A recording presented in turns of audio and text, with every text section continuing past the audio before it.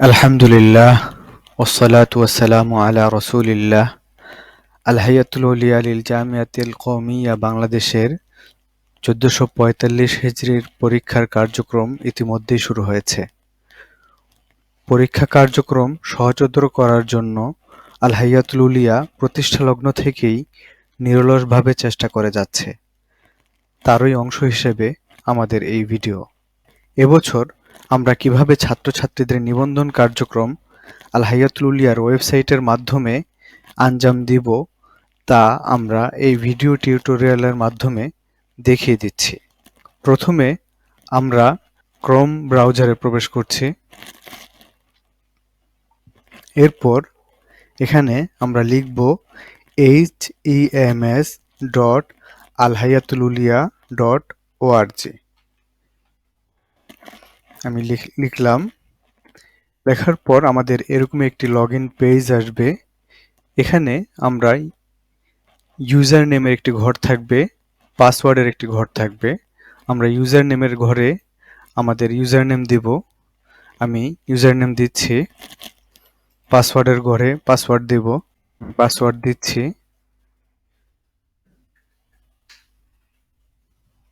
Password দেওয়ার পর যখন আমি এন্টার দেব, আমি আমার মাদ্রাসার পেজে প্রবেশ করতে পারবো। আমি জামিয়া আরাবিয়া এমদাদুল উলুম ফরিদাবাদ মাদ্রাসায় প্রবেশ করেছি। এখানে উপরে মাদ্রাসার নাম লেখা থাকবে, পাশে মাদ্রাসার অ্যাডমিনের নাম লেখা থাকবে। আমরা এখানে পরীক্ষার্থী কিভাবে নিবন্ধন করব তা দেখাচ্ছি। তো এই জন্য পাশে পরীক্ষা সংক্রান্ত এই বাটনে ক্লিক করতে হবে। আমি এই বাটনে ক্লিক করছি। এরপর নিচে লেখা থাকবে নিবন্ধন তালিকা। নিবন্ধন তালিকায় আমরা ক্লিক করব। ক্লিক করার পর এই পাশে থাকবে প্লাস নতুন। প্লাস নতুন আমরা ক্লিক করব। ক্লিক করার পর বিগত পরীক্ষার তথ্যগুলো আমাদের এখানে দিতে হবে। এখানে পরীক্ষার নাম উল্লেখ করতে হবে, অর্থাৎ ছাত্র বিগত বছর কোন পরীক্ষা দিয়েছে। তো আমি এখানে ফজিলত দিলাম। ফজিলত সে কোন বোর্ডে দিয়েছে। আমি এখানে ৫-৬ বোর্ড থাকবে, আমরা ব্যাফাক দিলাম। এরপর পরীক্ষার্থী কত সালে পরীক্ষা দিয়েছে, ১৪৪৪ দিলাম। তারপর তার রোল নাম্বারটি দিতে হবে। আমি একটি রোল নাম্বার দিচ্ছি। রোল নাম্বার দেওয়ার পর ওই পরীক্ষার্থীর বিগত পরীক্ষার তথ্যগুলো এখানে দেখাবে। তো আমরা আমাদের নিবন্ধন পত্রের সাথে বিগত পরীক্ষার তথ্যগুলো এখানে মিলিয়ে নিব। নাম, বাবার নাম, পরীক্ষার নাম, সন, রোল এবং তার প্রাপ্ত বিভাগ, এগুলো মিলানোর পর তারপর আমরা কোন বোর্ড এবং কোন মাদ্রাসা এগুলো দেখে নেব। এরপর নিচে দেখব আমরা আমি উপরোক্ত বিগত পরীক্ষার তথ্য পাঠ করেছি, এর পাশে একটি ব্ল্যাঙ্ক ঘর থাকবে। এখানে আমরা ক্লিক করব বা টিক চিহ্ন দিয়ে দেব। এরপর দাখিল করুন বাটনে ক্লিক করব। দাখিল করুন বাটনে ক্লিক করার পর আমরা এই ছাত্রের বিগত পরীক্ষার তথ্য যাচাই সম্পন্ন হলো। এরপর এই আবেদনকারীর তথ্য অর্থাৎ বর্তমান তথ্যগুলো আমরা এখানে লিখতে হবে। তার নাম লিখতে হবে আরবিতে, ইংরেজিতে, বাংলায়, তার নিজের নাম, বাবার নাম এবং মায়ের নাম।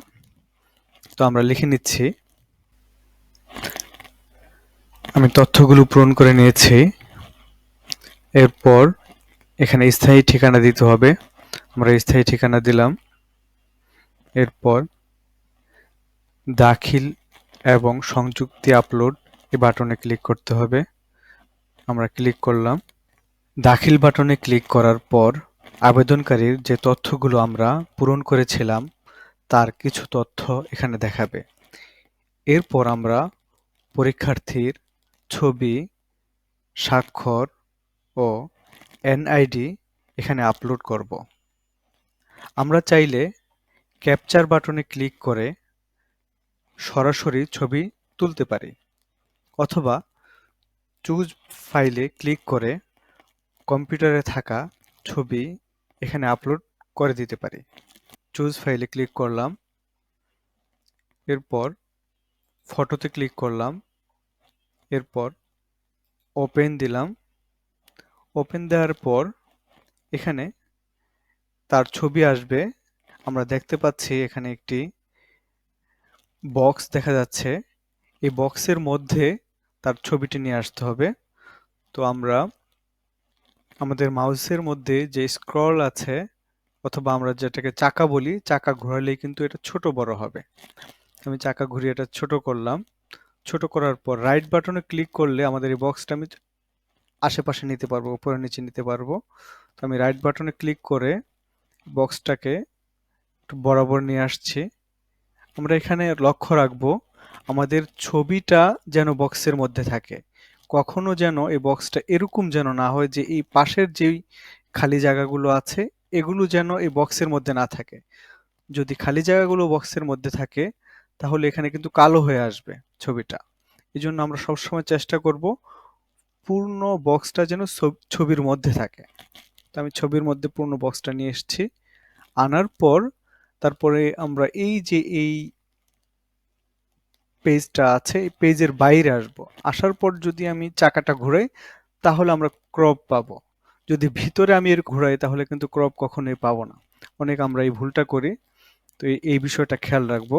আমরা বাইরে এসে তারপরে আমরা চাকা ঘুরাবো। চাকা যখন ঘুরাবো তখন দেখবো যে এখানে ক্রপ লেখা আছে, আমরা ক্রপ ক্লিক করব। তো আমরা ক্রপ ক্লিক করলাম, আমাদের ছবিটি এসে পড়েছে সুন্দর করে। এরপর আমরা স্বাক্ষর নেব। আবার এই চুজ ফাইলে আমি ক্লিক করছি, আমি স্বাক্ষর নিলাম। এরপর আবার ওপেন দিলাম। আবার এই বক্সের মধ্যে আমার স্বাক্ষরটি আনতে হবে। আমি আনার চেষ্টা করতেছি।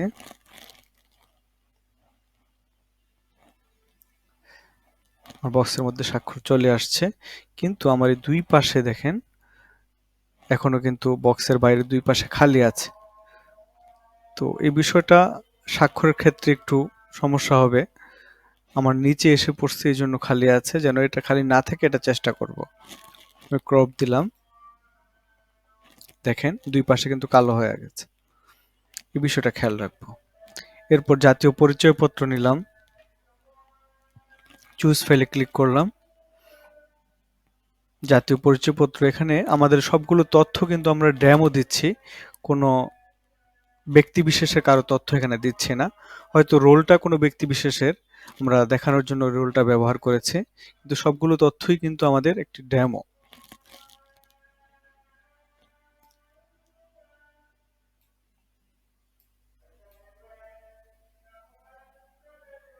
বক্সের মধ্যে নিয়ে আসছি, এরপর ক্রপ দিলাম, আমাদের জাতীয় পরিচয়পত্র চলে আসছে।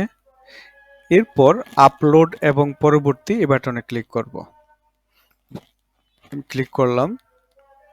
দাখিল করার পর আমরা আমাদের সকল পরীক্ষার্থীদের একসাথে পেমেন্ট করতে পারি, অথবা নির্দিষ্ট কোনো পরীক্ষার্থীর পেমেন্ট করতে পারি। যদি সকল পরীক্ষার্থীর একসাথে পেমেন্ট করতে চাই তাহলে সকল পরীক্ষার্থীর পেমেন্ট এখানে ক্লিক করতে হবে। আর যদি নির্দিষ্ট কারো পেমেন্ট করতে চাই তাহলে আমরা এই পরীক্ষার্থীর পাশেই একটি টিক চিহ্নের ঘর থাকবে, এখানে টিক চিহ্ন দিব। দেওয়ার পর এই যে বাছাইকৃত পেমেন্ট একটি অপশন আসবে, তখন বাছাইকৃত পেমেন্ট দিয়ে প্রয়োগ দিব, তাহলেই তার পেমেন্ট অপশন সামনে আসবে। তো আমি বাছাইকৃত পেমেন্টের দিকে যাচ্ছি। এই ছাত্রকে আমি আগে টিক চিহ্ন দিয়েছি, তারপর বাছাইকৃত পেমেন্ট এখানে দিয়েছি, দেওয়ার পরে প্রয়োগ দিচ্ছে। দেওয়ার পর আমাদের এখানে নগদ অপশন থাকবে অথবা ইসলামী ব্যাংক এই অপশনটি থাকবে। তো আমরা নগদ অপশনে ক্লিক করব। নগদ অপশনে ক্লিক করার পর এই যে এখানে পেমেন্ট এই অপশনটি দেখাবে, এই পেমেন্ট অপশনে আমরা যাব। এখানে লক্ষণীয় বিষয় হচ্ছে কোনো নিয়মিত পরীক্ষার্থীর নিবন্ধন ফি হচ্ছে ৬০০ টাকা, অনিয়মিত পরীক্ষার্থীর নিবন্ধন ফি হচ্ছে ৭০০ টাকা। আর যদি বিলম্ব করে ফি দেওয়া হয় তাহলে নিয়মিত পরীক্ষার্থীর নিবন্ধন ফি 700 টাকা, অনিয়মিত পরীক্ষার্থীর নিবন্ধন ফি 800 টাকা। তো এখানে প্রতি 100 টাকায় 1 টাকা সার্ভিস চার্জ কাটা হবে। এটা নগদ দিয়ে হলে নগদ কেটে নিবে, ইসলামী ব্যাংক হলে ইসলামী ব্যাংক কেটে নিবে। তো এখানে আমাদের লক্ষণীয় বিষয় হচ্ছে যখন আমরা পেমেন্ট করব তখন 606 টাকা আমার নগদ অ্যাকাউন্টে থাকতে হবে। আর যদি বেশি হয় তাহলে প্রতি শতে 1 টাকা করে বেশি থাকতে হবে। শুধু 700 টাকা যদি হয় বা শুধু যদি আমরা 600 টাকা রেখে পেমেন্ট করি তাহলে পেমেন্ট হবে না, 606 টাকা থাকতে হবে। তো আমি পেমেন্ট করছি, নগদ অপশন ক্লিক করে তারপরে পেমেন্টে যাব। পেমেন্টে যাওয়ার পর আমরা আমাদের নগদ নাম্বারটি এখানে লিখব। আমরা আমাদের নগদ নাম্বারটি লিখছি। নগদ নাম্বারটি লেখার পর এগিয়ে যান বাটনে ক্লিক করব। ক্লিক করার পর আমরা যে নাম্বারটি দিয়েছি ওই নাম্বারে একটি ওটিপি যাবে। ওটিপিটি আমাদের এখানে দিতে হবে। আমরা ওটিপিটি দিচ্ছি। এরপর এগিয়ে যান বাটনে ক্লিক করব। এরপর আমরা আমাদের নগদের পিন নাম্বারটি দিব। পিন নাম্বারটি দিয়ে এগিয়ে যান বাটনে ক্লিক করলাম। আমরা আমাদের পেমেন্ট সফলভাবে সম্পন্ন করেছি এবং একটি ট্রানজ্যাকশন আইডি এসেছে যেটা আমার সত্যায়ন করবে যে আমি পেমেন্ট করেছি। অর্থাৎ এই ট্রানজ্যাকশন আইডিটা রাখলেই আপনি পরবর্তীতে চ্যালেঞ্জ করতে পারবেন যে আমার এই ট্রানজ্যাকশন আইডি দিয়ে আমি পেমেন্ট করেছি। তো আমাদের পেমেন্ট এবং সংযুক্তি সফলভাবে সম্পন্ন হয়েছে। এরপর হচ্ছে বোর্ড দাখিল। বোর্ড দাখিল করার আগে একটি বিষয় লক্ষণীয় হচ্ছে যে বোর্ড দাখিলের আগে আমরা সম্পাদনা করতে পারবো, এরপর আমরা কোনো সম্পাদনাই করতে পারবো না। এজন্য বোর্ড দাখিলের আগে অবশ্যই আমরা ভালোভাবে যাচাই বাছাই করে তারপরে বোর্ড দাখিল করব। সবগুলো ছাত্র অর্থাৎ মাদ্রাসার সব ছাত্রের একসাথে বোর্ড দাখিল করা যায়, আবার নির্দিষ্ট কোনো ছাত্রের বোর্ড দাখিল করা যায়। তো আমরা নির্দিষ্ট একজন ছাত্রের বোর্ড দাখিল করছি। তো বোর্ড দাখিল করতে হলে আমাদের পাশে যেই টিক চিহ্নের বাটন আছে ওখানে ক্লিক করব এবং বাছাইকৃত বোর্ড দাখিল এখানে দিয়ে প্রয়োগ দেব, তাহলে আমাদের বোর্ড দাখিল হয়ে যাবে। তো আমরা দেখছি এখানে বোর্ড দাখিল হয়েছে, সংযুক্তি পেমেন্ট বোর্ড দাখিলে টিক চিহ্ন এসেছে এবং সংযুক্তি ও সম্পাদনা লক হয়ে গেছে। আশা করি আমরা এই ভিডিওর মাধ্যমে কিভাবে আমরা ছাত্রদের নিবন্ধন করব তা বুঝতে পেরেছি। আল্লাহ আমাদের জাতীয় কাজ সফলভাবে আঞ্জাম দেওয়ার তৌফিক দিন এবং দুনিয়া ও আখিরাতে মাকবুলিয়ত দান করুন। আমিন। আসসালামু আলাইকুম ওয়া রাহমাতুল্লাহ।